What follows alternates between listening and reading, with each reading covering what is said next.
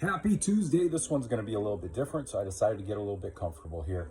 Um, I wanted to talk about what happened between me and my best friend. I've talked about it before. I've done posts about it, but every once in a while I get people. I got someone caught up in the middle of it that said they were going to post some of the messages between us and this and that. And people would think I'm creepy and all this stuff. And, like I said, I've talked about this stuff before. I've told everyone what's happened.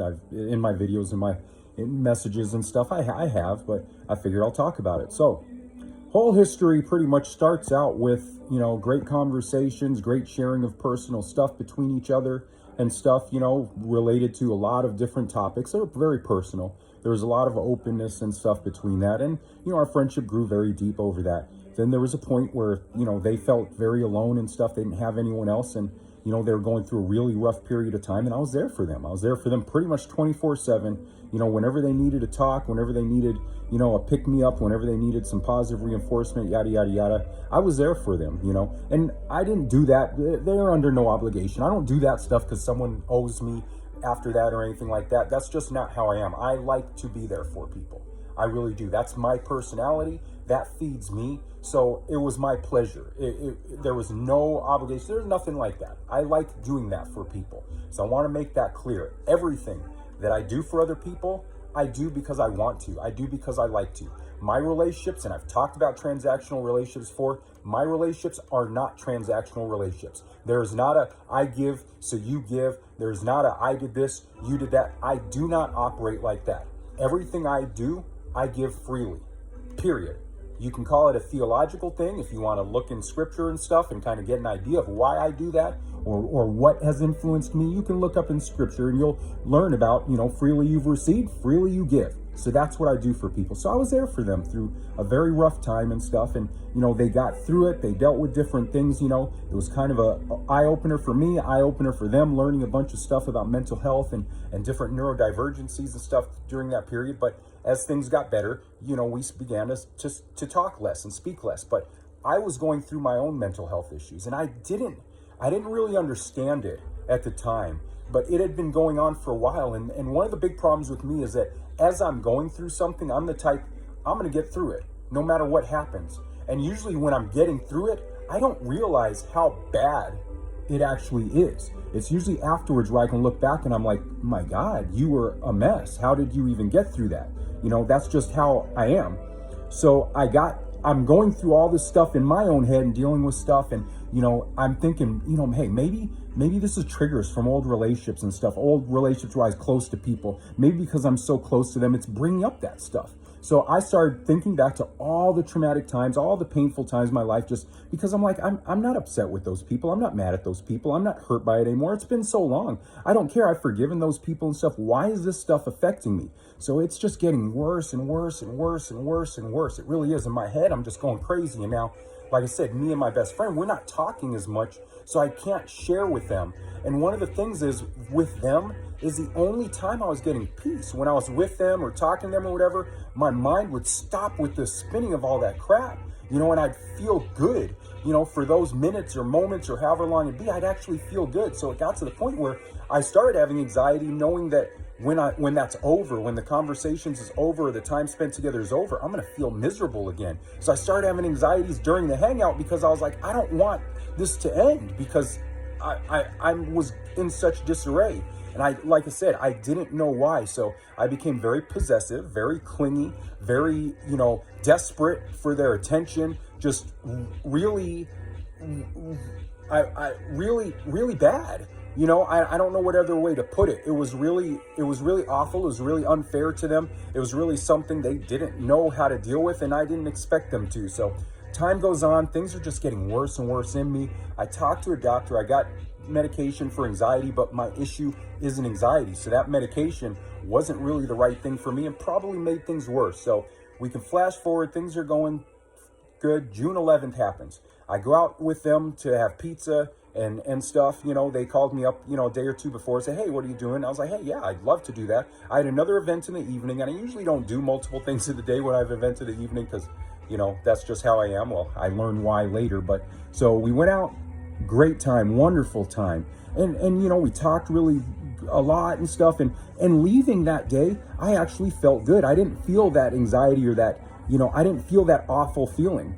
So I get home, it was a warm day. I know I have an event in the evening, so I hydrated, I took a nap and everything because I want to be refreshed for that. I go to the event, and then pretty much the minute I get there, I just feel off, really off. And then pretty much it's like my bones turn to rubber. I got heavy fatigue, almost panic, anxiety attacks. I was flushed. I couldn't think straight. It was awful. And the thing is, I've been attacked with multiple sclerosis. So to me, it was like, shoot, this is my multiple sclerosis. I've been under so much stress for so long that all these symptoms are coming back. And I got really scared because multiple sclerosis isn't something to joke around with or play with. It can take away your sight. It can take away your ability to walk. It can do all kinds of awful things. So I got really scared because I've been dealing with this since 2010 and I've been pretty symptom free. So I panic. I'm trying to deal with things. I go, then later in the week, I talked to my best friend and we get in an argument over something. Something was misunderstood. I said something, they took it wrong. And that happens in all relationships and stuff. So, we kind of got through that a little bit, but it left a bad taste in their mouth and my mouth. And we had plans that day and they pretty much got canceled. And that really hurt, really bad. And then that, we kind of stopped talking there. They needed a break and took some time. And then they came back with, they don't want to talk. They want extended breaks, 6 months, a year, yada, yada, yada. And at that time, I'm already falling apart and stuff. So I fell apart even more. It was just really bad. So later on, just in my personal life and stuff, I'm just really emotional. I go to places. I would break down crying and stuff. I was break down crying with friends and stuff like that. It was just really awful. And then, I finally, we talked. I got suicidal and I talked to my best friend, and that conversation was one of the worst conversations. And listen, I do not blame them. It was a scary experience for them, scary experience for me. It was probably something they did not know how to handle. Well, something they did not know how to handle, and that's no knock on them. There's nothing against them for that in any way, shape, or form. There isn't. That's just life.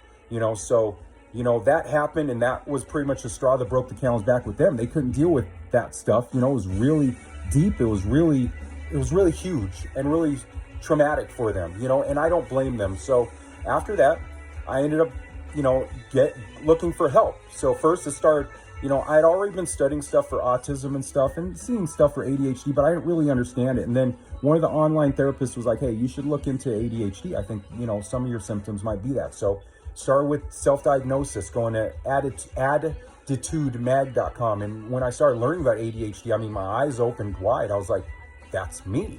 So I started learning all this stuff. So, I have good medical insurance, but with medical, you've got to get, referred to different things. So I started with my normal doctor, then, had to convince them, then got to the psychologist, had to convince them, finally got directed to a psychologist that specialized in ADHD, got into a point with there. And then, even the first conversation, things were different. So we started treatment, having someone who believed me, what I was saying about the ADHD, and then confirming it was really life-altering. We talked about things. Listen, everything that happened between me and my best friend, I've talked to with my psychologist. My psychologist knows every little detail about everything that happened. Everything they know, because I'm a vulnerable and open person. Obviously, I'm doing this video. Everyone's going to be able to see this and know about my history and stuff. So, we go through that. I'm working on stuff. We get me on a medication that works proper for me and what I'm going through. We have their appointments, we talk and everything, and I learn and I work on stuff. And I pretty much have changed my life since then. I really have. In 6 or 7 months, I'm a completely different person, everything. Now, with my best friend, I do still try to contact them. They won't talk to me, they won't engage with me, but once a month or, twice a month, I'll shoot them a message, we had a really close friendship. We really did. We were very open with each other, shared some very personal stuff. And I'm the type of person, if I share a bunch of personal stuff with you, that's not a relationship that I can just let end. That's something special and important and valuable to me. So I don't want that relationship to end, but they're in their position where they're dealing with the stress and the trauma of it. They've been through their own share of stress, their own share of trauma and abuse and all that jazz. So I know it triggered it. And, unfortunately, we all have voices that may not be the most mature voices in our life. They may be the voices of those who have caused harm in our life, but they're people we trust and they direct us this way and that way, especially when we don't know what we're dealing with and stuff. And I think a little bit of that's going on, but I wanted to just set the record straight. I was possessive, I was desperate, I was clingy, I scared the person because of that. There wasn't any violence, there wasn't anything like that. I'm not a violent person, I'm a pacifist. I care about them more than probably anyone on the planet, save a few people, are probably on the same level and stuff. I would never do anything to harm them or hurt them. I have no desire to at all, like at all.